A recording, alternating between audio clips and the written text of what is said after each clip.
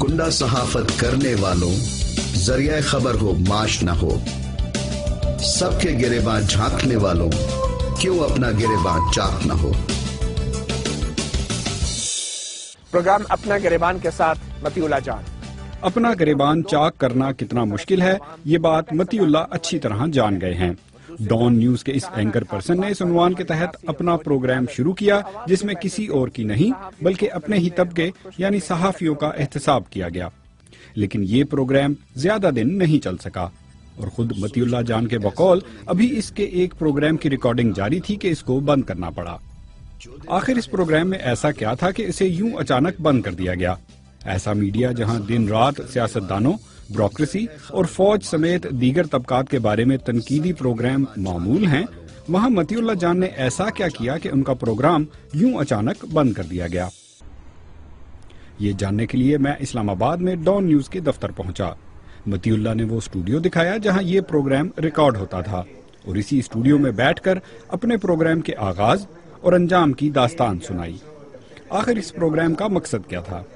Media خود ایک سیاسی قوت بنتا جا رہا ہے پاکستان میں، اور جیسا کہ ہم سب جانتے ہیں کہ میڈیا خود بھی ایک اقتدار کا حصہ بنتا جا رہا ہے۔ بہت سارے ایسے سینئر صحافی ہیں جو صحافت بھی کرتے ہیں، میزبانی بھی کرتے ہیں اور سیاستدانوں کو مشاورت بھی دیتے ہیں۔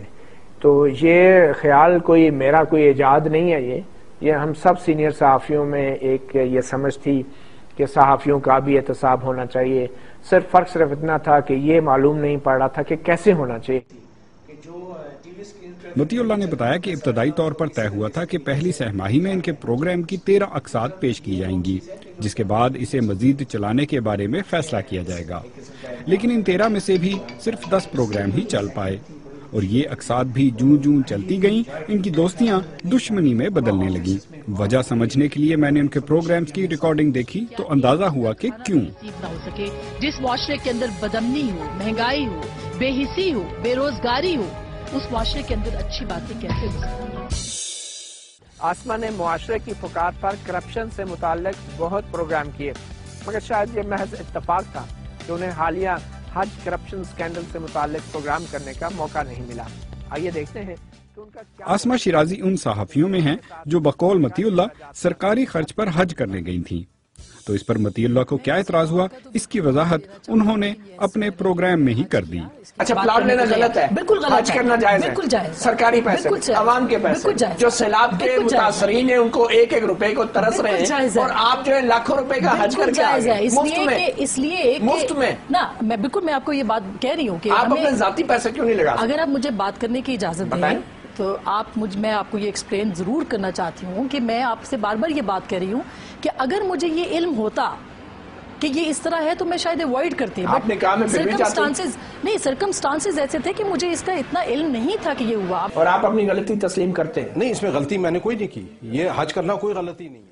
جو صحافی اس پروگرام کا ہدف بنے انہیں شکایت ہے کہ متی اللہ جان نے ان کے ساتھ بدتمیزی کی، لیکن کیا یہ بات درست بھی ہے؟